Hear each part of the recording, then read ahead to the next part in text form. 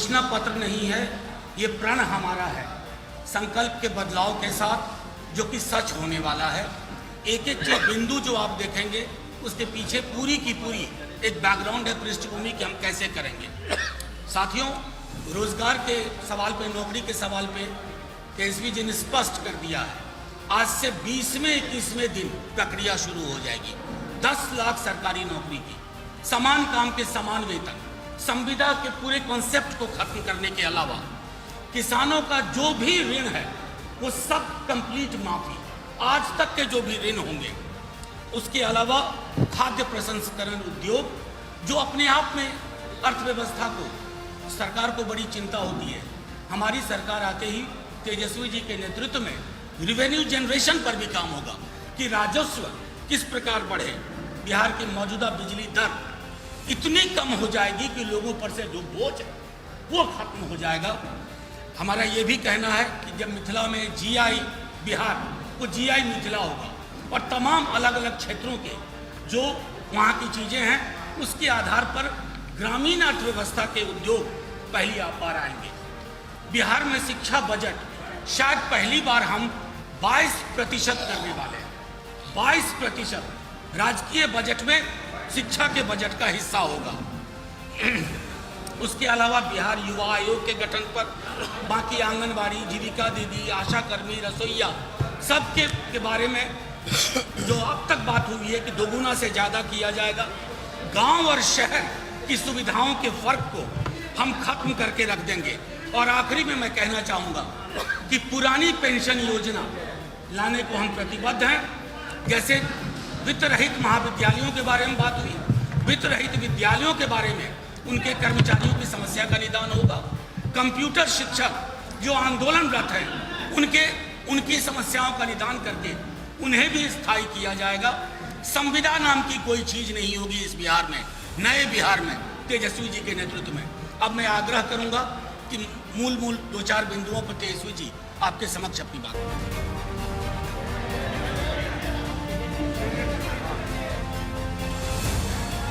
हम लोगों का प्रण है, प्रण हमारा संकल्प बदलाव का, जो कि सच होने वाला है। आपके पुलिस बल की जो क्षमता है, जो होनी चाहिए, जो कि अभी नहीं है। हमने उदाहरण भी दिया था मणिपुर जैसे छोटे राज्य का कि भाई 1 लाख आबादी पे वहाँ 1000 से ज़्यादा पुलिसकर्मी हैं, लेकिन बिहार में 1 लाख आबादी पर 77 पुलिसकर्मी हैं। तो इन सारे विभागों को अगर हम मिलाएं तो लगभग 4.5 लाख नौकरियां जो हैं कभी भी सरकार दे सकती है। और ये बजट में ऑलरेडी प्लान बजट में इन सारी चीज़ों का व्यवस्था है। पगार की बात होती है, सैलरी की बात होती है, क्योंकि ये पदे रिक्त हैं। बात आती है 5.5 लाख नौकरियों की, तो वो राष्ट्र औसत के मुकाबले हमको आना है। हमको बिहार बेहतर बनाना है। जहाँ फंसा हुआ है हमको वहाँ से निकालना है। तो निकालना है तो कम से कम जो नेशनल एवरेज है उसको हमको कम्पीट करना पड़ेगा, उसके मुकाबले हमको आना पड़ेगा। तो 4.5 और 5.5 लाख नौकरियां मिला के टोटल 10 लाख हो जाए। का वादा करना हो भाजपा और डबल इंजन सरकार का जैसे करते रहे, तो हम लोग भी बोलते भाई 50 लाख नौकरियां देंगे। हम लोग भी शुरू से बोलते हैं कि 1 करोड़ नौकरियां देंगे, लेकिन 10 लाख ही क्यों? क्योंकि जो रिक्वायरमेंट है, चाहे पदे खाली हों या राष्ट्र औसत के मुकाबले आने के लिए। अब भाजपा वाले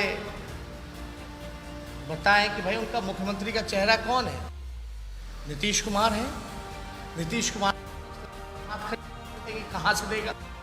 पैसे कहाँ से देगी? करेगा नेतृत्व तो कर रहे, उन्होंने तो पहले ही हाथ खड़ा कर दिया। तो ये बेवकूफ़ किसको बना रहे हैं? बोलते हैं पैसा नहीं है। बिहार का बजट लगभग 2,13,000 करोड़ का है, जिसमें खर्च केवल 60% होता है, 40% खर्च नहीं हो पाता।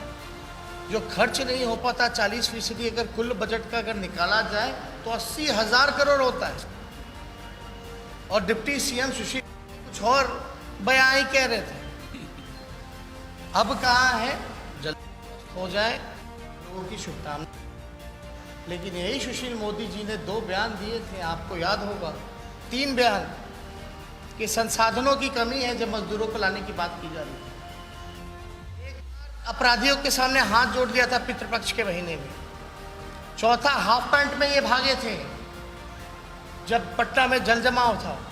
और चौथा, जो बेइज्जती इन्होंने करने का काम किया, जो रोजी रोटी कमाने जो मजदूर पलायन करके जाते हैं, बोलते शौक के लिए जाते हैं, मज़े के लिए बाहर जाते हैं, इसलिए पलायन करते हैं।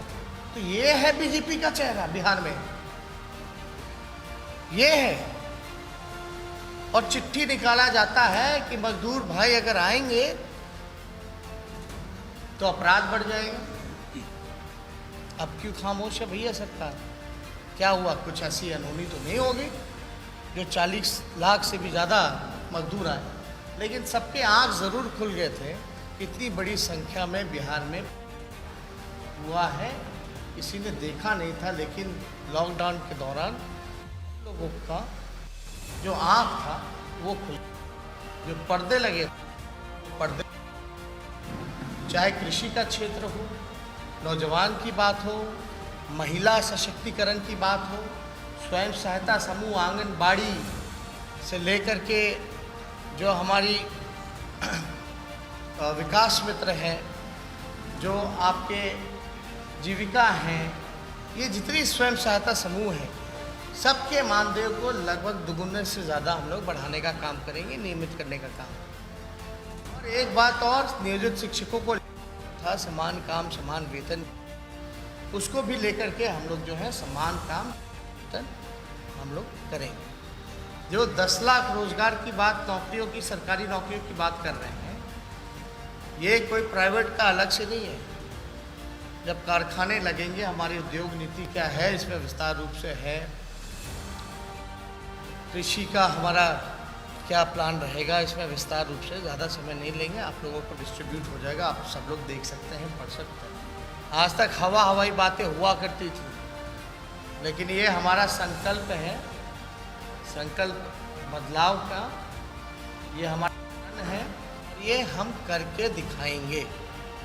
हम बार बार कहते आए हैं, मैं फिर से कहता हूँ कि नीतीश कुमार जी संभल रहा, नीतीश कुमार जी थक चुके हैं।